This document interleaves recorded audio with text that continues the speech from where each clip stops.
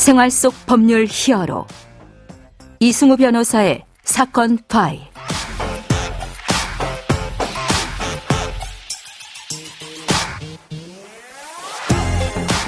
안녕하세요. 이승우입니다. 각종 사건 사고에서 여러분을 구해드리겠습니다. 오늘 열어볼 사건 파일은 부동산 사기 사건입니다.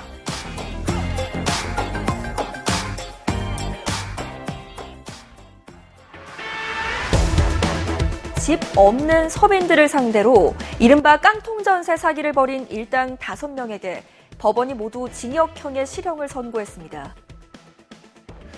사건 파일 오늘 주제는 부동산 사기 사건 중에서 전세 보증금 관련된 사건입니다. 전세 보증금을 이용한 사기 사건이 정말 다양하게 많이 발생해서 많은 분들을 힘들게 하고 있습니다. 전세금 반환 책임을 떠넘기는 방식의 사기 사건에 대해서 법무법인 법승 전성배 변호사와 함께 알아보도록 하겠습니다. 안녕하세요, 변호사님. 네, 안녕하세요. 지난달 정부가 전세 사기에 대한 단속과 처벌 강화하겠다고 했는데 실제 성과가 있습니까?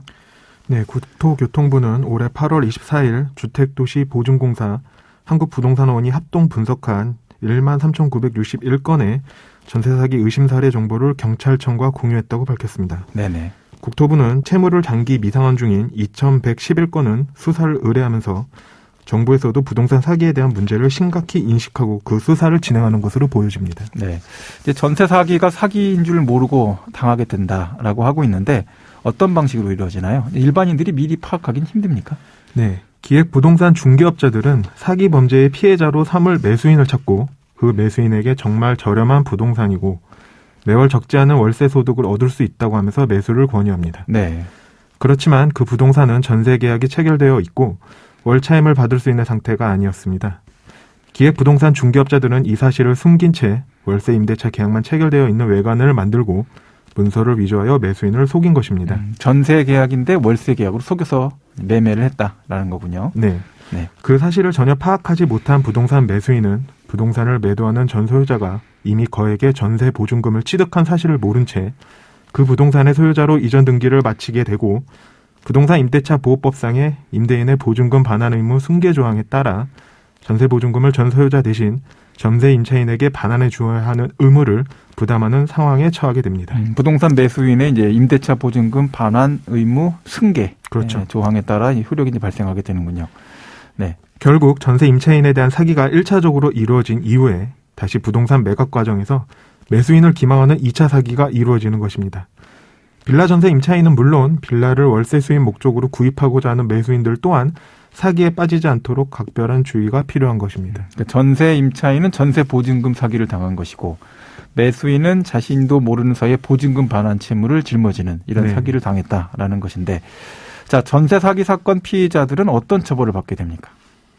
네, 허위의 월세 임대차 계약만 체결되어 있는 문서를 위조 및 행사 시 형법 제231조 행사할 목적으로 권리 의무 사실 증명에 관한 타인의 문서 도화를 위조, 변조한 자는 5년 이하의 징역 또는 1천만 원 이하의 벌금에 처하게 되고 부동산 매수인을 기망하여 전세 보증금을 지불하게 만든 기획 부동산 중개업자 및 전 소유자는 형법 제347조 1항 사람을 기망하여 재물의 교부를 받거나 재산상의 이익을 취득한 자는 10년 이하의 징역 또는 2천만 원 이하의 벌금에 처할 수 있습니다. 사기 사문서 위조죄로 처벌받게 된다는 얘기신데, 그럼 변호사님이 오늘 준비해 오신 사건 만나볼까요? 어떤 사건입니까? 네, A씨는 기획부동산 업체에 일하는 자로 B씨에게 저렴한 부동산이 있다고 말하면서 위 부동산에는 현재 월세 임대차 계약이 존재하는데 이 부동산을 매수하면 임차인으로부터 월 임차료도 지속적으로 들어올 것이기 때문에 좋은 투자 수익 수단이 될 것이라면서 부동산 매수를 제안합니다. 네.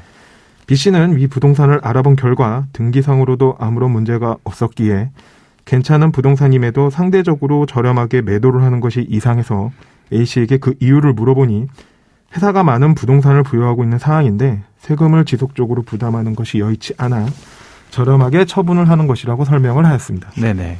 B씨는 A씨의 말을 믿고 위 부동산의 매수 구먼을 A씨의 회사에 지급하자 A씨는 부동산 매수에 관련된 등기 및 취득세 절차를 진행하고 매매계약서, 임대차 계약서 등 관련 서류를 B씨에게 보내주었습니다. 당해부동산이 B씨로 소유권 등기가 이전된 다음 달부터 B씨의 계좌에 월 임차료가 지급됨으로써 B씨는 정말 저렴하게 좋은 부동산을 샀다고 생각했습니다. 시세보다 저렴하다라는 점을 생각해보고 여러 가지 점을 고려해보면 선뜻 매수할 만한 그런 상태였던 것 같은데요. 어떻게 피해자는 사기라는 것을 알게 됐습니까? 네, 2달이 지난 후부터 임차료가 지급되지 않아 이를 이상하게 여긴 B씨는 A씨에게 연락을 해본 결과 A씨는 연락이 되지 아니하였고 임대차 계약서에 있던 임차인도 연락이 되지 아니하였습니다. 네. 당해 부동산 관리사무소를 통해 거주하는 자의 연락처를 알아본 결과 거주하고 있는 사람은 B씨가 매수한 부동산의 월세 임대차 계약의 임차인이 아닌 전세 계약을 한 다른 사람이었고 자신은 전세 보증금을 아직 전 소유자한테 받지 않았다고 하면서 자신이 계약 기간이 만료되면 전세 보증금을 B씨가 줘야 한다고 따지자 B씨는 비로소 자신이 부동산 상해를 당했다고 판단하게 된 것입니다.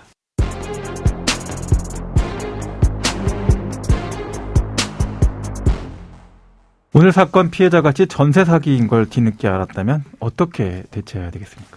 네, 자신에게 부동산을 소개해준 대행업자가 부동산 매수 당시 제대로 알려줘야 할 사실을 숨기고서 부동산을 매수케 하고 이로 인한 금전적 피해를 발생케 한 사실이 입증된다면 사기로 고소를 할 수 있습니다. 네. 만약 부동산 대행업자와 공모하여 전 소유자가 부동산 매도를 하는데 기여를 함으로써 전세 보증금을 취득한 사실이 인정되면 전 소유자에 대해서도 사기의 공범으로 고소를 할 수 있습니다. 네네. 이와 같은 사실이 전부 인정된다면 민법 제110조에 의한 사기로 인한 의사표시가 인정되어 그 계약을 취소할 수도 있습니다. 예. 보통 사기를 치는 사람들은 피해자를 기망할 때 시간적 여유를 주려고 하지 않습니다. 오랜 생각을 하게 되면 지금의 거래 제한이 일반적이지 않고 문제가 있음을 알 수 있기 때문입니다. 가해자가 촉박한 시간을 두고 피해자에게 결단을 요청하게 되면 아무리 좋은 기회가 자신에게 왔다 하더라도 신중하게 고민을 하고 결정을 하시기 바랍니다.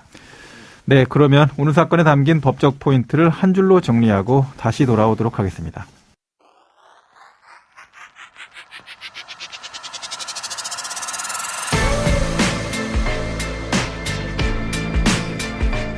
이럴 땐 법대로.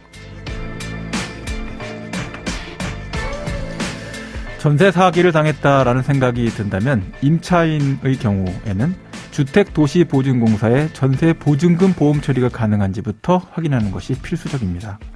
자, 만약 전세 보증보험 처리가 안 된다라고 한다면 우선 자신이 거주하고 있는 부동산의 객관적인 가격부터 확인을 하시고요. 부동산 등기부를 확인해서 근저당 등 다른 채권자의 담보 설정도 확인해 보시기 바랍니다. 자, 이런 권리 확인 등을 통해서 최소한의 채권 회수 가능성을 확보하고 그 다음에 변호사 상담 등을 통해서 형사 고소를 할 것인지 또 보증금 반환 절차에 대해서 어떻게 할 것인지 상의하시면 좋을 것 같습니다. 자, 반대로 부동산 매수 사기를 당한 매수인의 경우라면 사기 자체를 주장해서 매매 계약 취소 가능성이 남아 있는지 이제 자체에 대해서 검토를 꼭 해보시기 바랍니다. 자, 피해가 발생했을 때 피해를 모두 100% 회복한다라는 마음, 이것보다는 피해를 지금부터 조금이나마 줄여나가자라는 마음으로 인내심을 갖고 해결해 나가시는 것이 더 좋다라는 점을 기억해 주시기 바랍니다. 자, 오늘 전세 사기 사건을 다뤄봤는데요. 사기를 당하기 전에 이제 미리 예방하는 게 무엇보다 가장 좋겠죠. 전세 사기 예방할 수 있는 그런 좋은 방법, 팁을 좀 나눠주시죠. 네. 부동산을 매수할 때는 번거롭더라도 직접 그 매수 부동산을 방문하여 특히 주택이라면 거주하고 있는 임차인을 직접 만나보시고 주택의 현황을 확인하는 것이 필수적이라는 점을 기억해 주시기 바랍니다. 만약 임차인이 부동산을 매도하는 기획부동산의 부탁을 받고 월세 계약이 맞다고 하였다면 그 경우에는 임차인이 사기 행위에 대한 방조 행위를 한 것으로 평가될 수 있으므로 함께 형사 고소의 대상이 될 수도 있고 나아가 전세 계약의 효력을 매수하여 새로운 소유자가 된 매수인에게 주장할 수 없게 될 수 있습니다. 이 내용을 문서나 문자 메시지로 확인을 해놓는다면 그 주장을 입증하기 용이할 수 있습니다. 네, 지금까지 전성배 변호사와 함께했습니다. 오늘 말씀 고맙습니다. 감사합니다. 생활 속 법률 히어로 이승우 변호사였습니다. 내일도 사건에서 여러분들을 구해드릴 사건 파일 함께 알겠습니다.